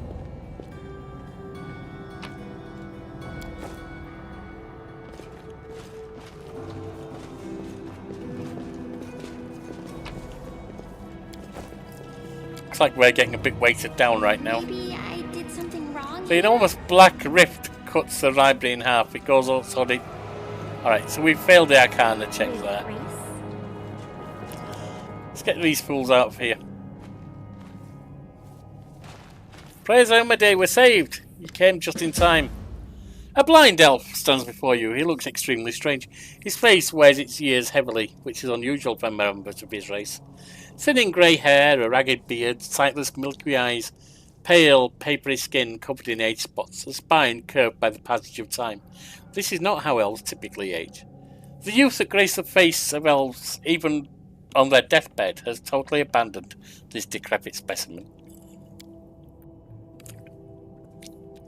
That is an elf. With a beard. I guess the worst can be found in even the best. The old elf holds out his hand in your direction, in the perennial gesture of the blind, greeting you with an unexpectedly strong and calm voice. Hello. I am the storyteller, and I wish to thank my rescuers. That is, you, if I'm not mistaken. Storyteller? It's the first time I've heard of a venerable old-timer like that having a street name. Sometimes a person can lose their name, but Mama and Papa are gone, friends are gone, and there's nobody to ask what it was. So instead of their name, a person can pick any word that is good. Everybody has to have a name. Or do they? I don't know. There was a griffin statue here. It suddenly came to life and flew away. Do you know anything about it? The griffin stood in his library for decades, but only today did he take flight. Why, I do not know. But I am glad his ancient slumber came to an end. The elf smiles at his thoughts. He has a long history behind him, and yet the real tale is only just beginning today. No, I will not reveal his secrets. I think your paths will cross again, so you can ask him. Who are you? The elf frowns. I prefer people to call me storyteller. It is very accurately describing my sphere of occupations and interests. In most of the places I have been, I am known by that name. When I was little, my mother and father used to tell me stories, but I have no one to tell me stories now. Sometimes Grandma does in my dreams, but I always forget them in the morning. Can you tell me a story? The corners of the blind elf's mouth slowly creep upward. For you, I may have a story to tell, but perhaps it is you who has a story for me. I want to talk to you about something. The old elf responds with dignity and courtesy, but firmly. In thanks for my rescue, I of course will render you a service in turn, whatever it may be. However, at this moment I wish to be somewhere safer than the present surroundings. My recent adventures have fatigued me greatly. I would be grateful if you could help me to a safe shelter of some kind. The stubborn set of the elf's mouth tells you that he won't change his mind. Typical, you do someone a good turn and instead of saying thank you, they just ask for more help. Go easy on the old elf. He's had a rough go of it. Yeah, because we've had it so easy. Bringing the talking weapon. We can't not help him. If it was up to me, Grandfather Elf, I'd throw you over my shoulder and carry you out of here. This is no place for old folk. I'm taking you to the Defender's Heart. Storyteller lowers his voice slightly. Please, wait. I am not the only one thankful to you. That Crusader over there is eager to give his regards, but he is too shy to approach you. I can tell from his quickened breathing. Take pity on the lad and accept his thanks. The young man with aristocratic features wipes the sweat from his brow and gives you a courteous bow. Allow me to introduce myself. Brother Claim at your service. Thank you for helping us. We thought we were doomed to perish. There is death everywhere here. Sometimes I think we're all doomed, but then death has passed us by and we're all still alive. Lan looks at Emma with sorrow in his eyes. But you're an elf. You should live hundreds of years and never even worry about dying. Little elf girls shouldn't even know such words. When children are thrown into the middle of a war, they learn many sad things. That is why we have to win, so other boys and girls don't have to learn what we did. Who are you? We are the Crusaders of the Order of the Flaming Lance. Our order dedicates itself to the pursuit of hidden knowledge and magical methods of fighting the demons. We are searching for our leader, Sister Mia the Scholar. She spent the last few weeks here, working day and night on some important research. When the demons attacked the city, we rushed here to find her, but it seems she left the city shortly before the attack began. Mia just left the city, leaving no word of where she could be found. None. She left in a hurry, without leaving any notes or orders. Why, I have no idea. The only thing that may serve as a clue is this book, the one she was studying.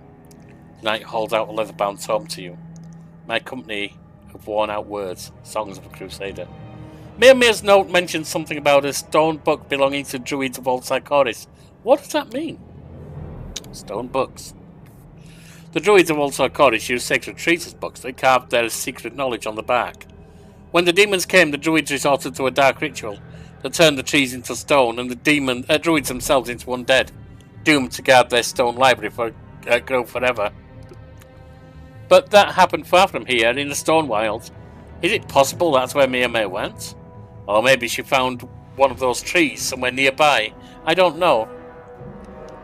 The stone statue in the library suddenly turned into a living griffin. What happened? That statue was carved in old Sarkoris long before the demonic invasion. Everyone marvelled at the beauty of its fine stonework. Each feather was practically lifelike. They would say the griffin looked like it was about to spread its wings and take flight, but no one thought it would actually happen, of course. Believe me, I'm just as surprised as you are. Having said that, I do have an inkling of an idea. The knight rubs his chin thoughtfully. There was a legend in Sarkoris that mentioned an ancient chieftain who could turn into a beast, and who vanquished countless enemies, but one day he just vanished. He claimed he was sleeping somewhere, but would wake up one day to save all Sarkoris from a terrible fate. Everybody thought it was just a tall tale. Obviously no shape-shifting chieftain showed up to stop the demonic hordes. Perhaps the statue was that very same person, slumbering in stone, waking up only now the demon lord has come real close. He shrugs. Don't take my word for it, it's just a guess. I hope we get a chance to look closer at this griffin. How did you end up in this trap? That traitor met us at the door. He seemed a faithful and passionate crusader. We didn't suspect a thing until they attacked us from behind and knocked us out. We didn't expect such trickery. Most of our order brethren are dead, and we were desperate to believe that this man in armour was a fellow crusader and comrade. While we were unconscious, then he moved our armour and tossed us on the pyre of bucks. What macabre blasphemy. Ain't it always the way? You start to think you might be able to trust a fella, and boom! He goes and stabs you in the back. But if you never trust anyone, then soon you'll become a killer just like Holrun. That's hardly better, is it? Don't start with that now. Fine, you convinced me. You can trust people. But only one in every dozen, I'd say, and not for very long, even at that. So. You're hard, aren't you, Waljeff? Who is the elf with you? Is he a crusader as well? No, he calls himself the storyteller, and he only recently arrived in Kenabres. We often saw him in the library. He was interested in the writings about early Sarkoris, and the era before that. It seems the traitor caught him in the library and decided to kill him along with the rest of us. The young man's voice dropped to a polite murmur. Have you noticed that the storyteller is a little odd? Even for Kenabres, where you can meet the strangest people from the furthest corners of the globe among the Crusaders. Have you ever seen such a decrepit elf before? Not just old, but ancient, with a grey beard like that. Elves don't tend to grow beards, I thought, and they don't have wrinkles. Or maybe it's because he's actually a half-elf, just like you. Of course, he told us he was an elf, but you know how it goes. Perhaps his elven mother kept a little secret from her elven lord husband. And now her son has no idea he has some human blood in him. Elves must have stories like that too, right? An elf with wrinkles and a beard. A detestable absurdity. Hold on there, a beard isn't the worst thing a person can have growing on their face. You should see some of the people back in my village. The worst thing that's growing on your face is your mouth. Please try to open it a little less often. What a fine one to talk, Camellia. Lang clenched his teeth and turns away with a dismissive wave of his hand. Go to the defender's hut. Those who are ready to fight back are gathering there. The city still fights? Why, that's incredible news. We'll go to your sanctuary guarded by the Order brothers and sisters. We'll bring them to the defender's heart. Great. Now, well, first of all, let's have a look at the books. I'm not intending to read them. I'm not a big fan of reading books in a game like this, to be honest. But I know some books in this game boost things. They only boost them for the leader, though.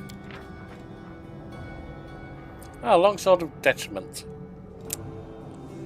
Could be useful, but...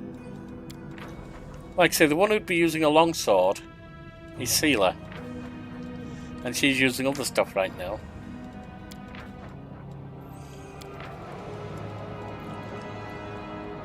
Quarterstaff of Coercion, you can have that, Lan.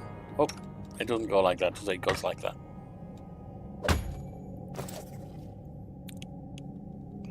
I'll watch your back.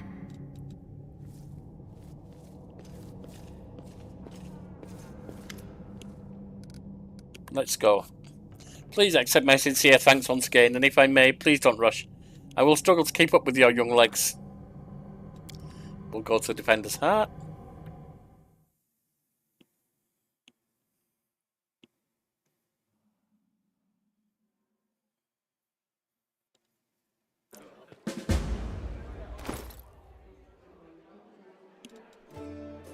$541 for leveling.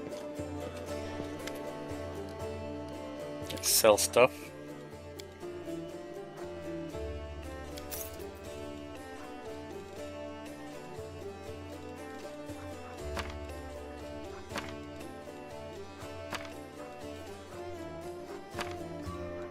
I don't see anyone using that armor either.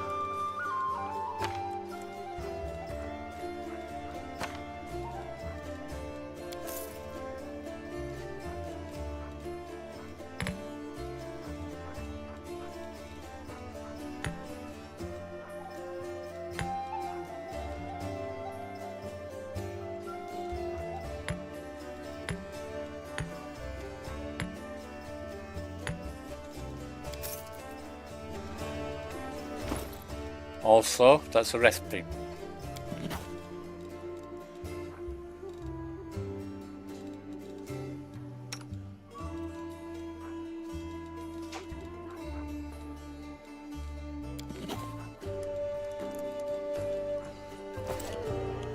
Right.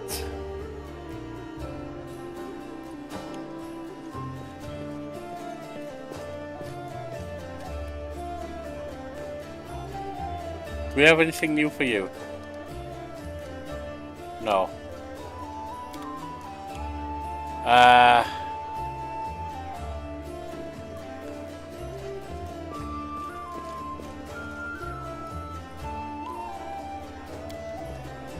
We are all tired, so I will rest.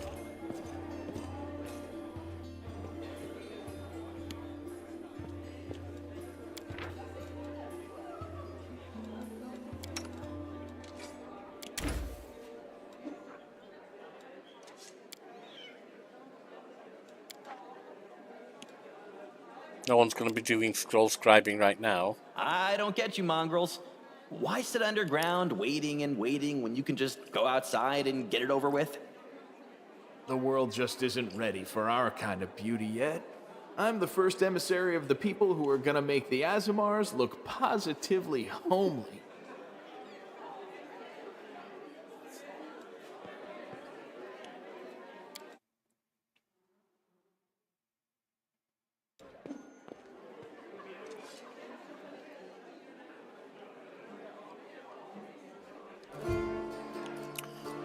And to round out, I think we'll talk to at least the storyteller, if not others. How close are we to leveling? 541, that was it. That's even closer.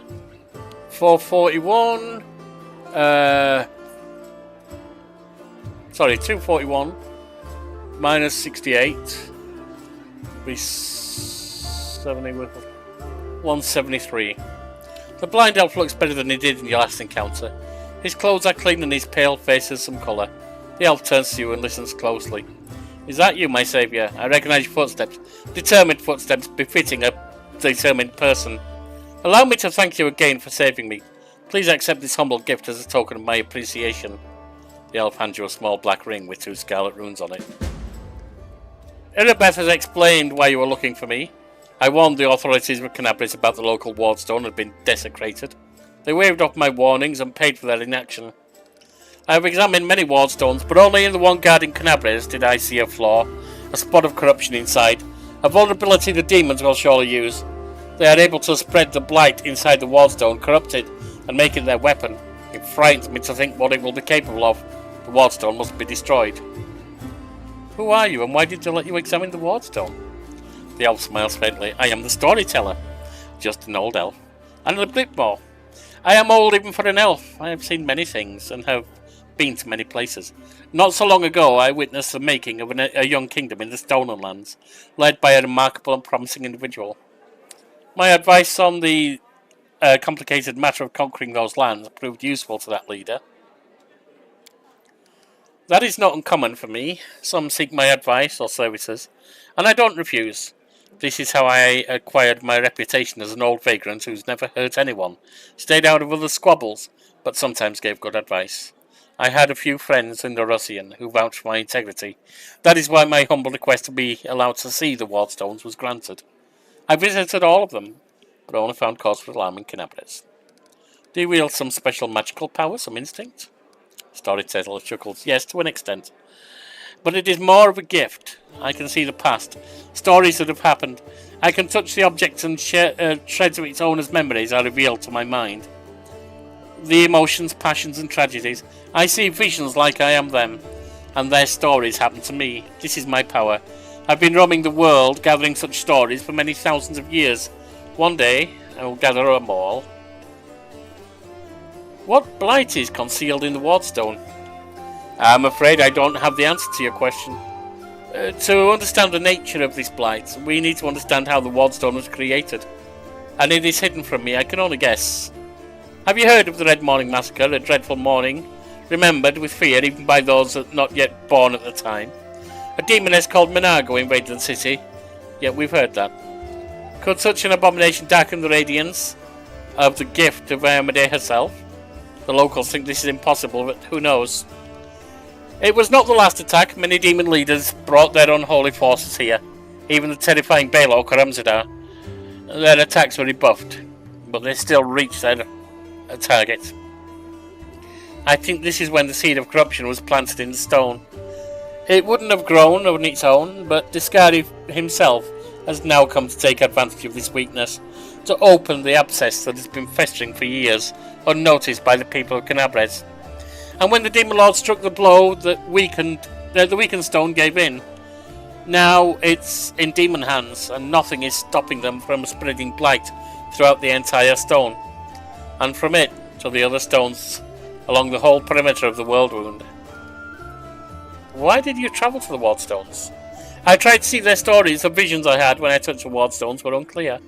I saw hundreds, maybe thousands of different stories at the same time.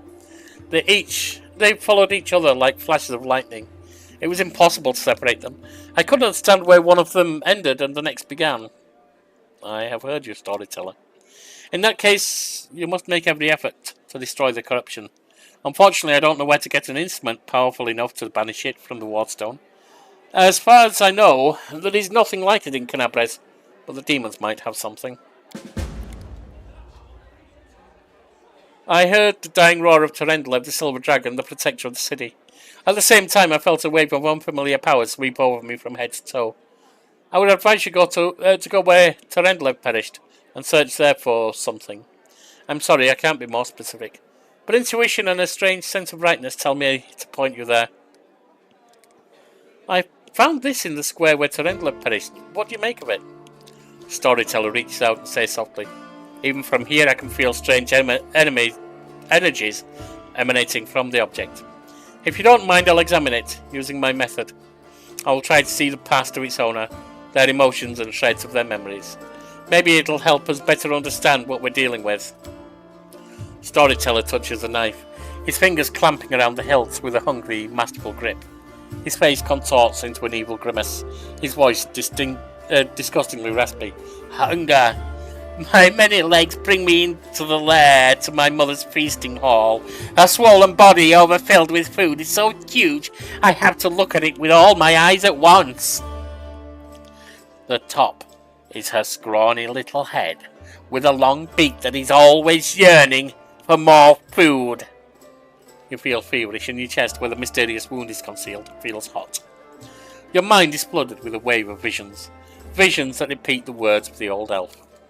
Mother greets me with a placid screech. Stupid, greedy wretch, whose only achievement is my birth. A creeping, wingless creature. It's your fault I have no wings. A symbol of greatness, a birthright I should have received from my mighty father. Mother points me to a crowd of whimpering subjects. suggesting I fortify myself with their pathetic flesh. Not today. I summon my spawn and they fly to me, enveloping me in a teeming cloud. Like dark, buzzing wings, they unfold behind my back and lift me up.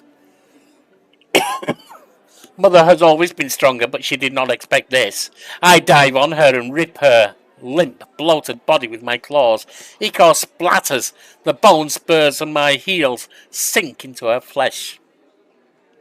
I clench her pitiful tiny head and rip it off, along with shreds of meat. Victory. I am the strongest. I am the son of my winged father. The elf grimaces with distaste. His voice becomes normal again. Appalling. Stories like that are the most difficult ones to keep with me.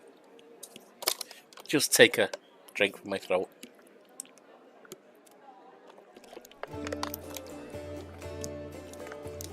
Did this knife belong to a demon? The storyteller opens his mouth to answer, but a sudden spasm crosses his face. A new vision, a much stronger one, engulfs the old elf. The malevolent undertones vanish from his voice as he grows more determined and tired. Even looking at the wardstone is difficult. Despite the corruption nesting in it, it still has an aura of strength. Your fingers clench the stone hilt so tight it hurts. A little spot on the flawless surface of the wardstone draws your attention. It looks like a butterfly. Corruption in the guise of something utterly harmless. But it will grow. You swing and stab the butterfly with a knife as hard as you can. Your fingers cramp painfully. A howl invades your ears. Light. White light everywhere. That should be my level. The stone knife falls from the old elf's hands. Out of breath, he drops to his knees. He is trembling. The terror on his face, so unlike his usual dignified manner. What was that? That was not the past. That was something that is yet to happen, or rather, might happen. One of the roads to the future. In one of the possible futures, this item will help you cleanse the wardstone, or to destroy it. You feel a longing to take the stone chisel and plunge it into your chest. Right into the wound that has opened on it. It's hard to resist this feeling, but at the last moment your self-preservation instinct takes over, and you manage to keep control of your hands. The old man stands up. He looks completely stunned. Never before has anything like this happened to me, but how? I am not an oracle or a prophet, or is this another riddle from the past that has caught up with me? I must find out. Seeing stories that have happened is one thing, but seeing stories that are yet to happen. I don't know why this is happening now, but there is one thing I'm sure of. This is not a coincidence. This is a sign of coming changes. Great changes. I shared your vision, and this knife, it tempted me. Did you? See what I saw? This has never happened before. Could it be the magic of objects that you brought me? I sense dark energies in it that can cloud and charm the mind. Be careful with this item. It may have tried to influence you, but you managed to overcome the power and subdue it. Or perhaps something else happened to us, something we don't yet understand. Can you see the future? I don't know. Obviously I can, but nothing like this has ever happened to me before. The future never opened its secrets to me. I agree. I met you. Gods, who are you, and why have the paths crossed? I feel this is not a coincidence. Something momentous is happening. Destiny is pushing us towards something, but what? Questions without answers, I swear. This morning, I couldn't have imagined what waited me. Maybe it's the knife that gives you the power of divination. The knife is a powerful artifact, but I feel its power is of a different nature. No, I felt the same as I do when I tell the past. This is my gift, but manifested in a completely abnormal way. Is what you saw destined to happen? No, the future is not yet set. It used to be, a long time ago, when the god Aradon guarded Golarion, but not now. Prophecies do not come true, or they do, but not the way they were supposed to. I only saw one version of the future, one of the paths leading to it, but the choice has not been made, and our destinies are not set in stone. Who were you in your vision? I don't know. Someone strong and desperate enough to resort to extreme measures. I felt that what I was doing had to be done. Your powers are amazing. A few minutes ago I would have agreed with you, but the thing that has just happened, it disturbs me. My gift has never manifested like this. Something has changed, and these changes frighten me. Alright, we know why we should cleanse the ward stalls. Please examine the items I'm carrying. Perhaps some of them could tell a story. I think, given the time, I'm going to do that some other time. Can I help you? Storyteller nods gratefully. I appreciate your offer. I have reason to believe that somewhere in Kenabres there is a manuscript authored by an elf from Keonin who witnessed Earthfall. The storyteller's voice suddenly breaks and he stops for a moment. For personal reasons, I would like to examine it. But no matter how hard I try, I have failed to find it. Even in the Blackwing Library, I only found a mention of the manuscript exists and is held somewhere in the city. I assume it's stored at the Grey Garrison. They wouldn't let me into the archive when I visited. All those crusaders were nervous about the strange blind elf interested in their secrets. It's understandable. The crusade naturally made them a little paranoid. But now the Grey Garrison's fallen into enemy hands. I would be grateful if I could see the manuscript. Alright, I have to go. I will pick up here next time. Off channel, I'm going to see about doing some leveling up. I say I'll pick up here next time. I'll catch up with Ember's story, Nenio's story, and finish off with the storyteller. And then we'll head off to see what's going on with Darren Narendey. And I will see you then.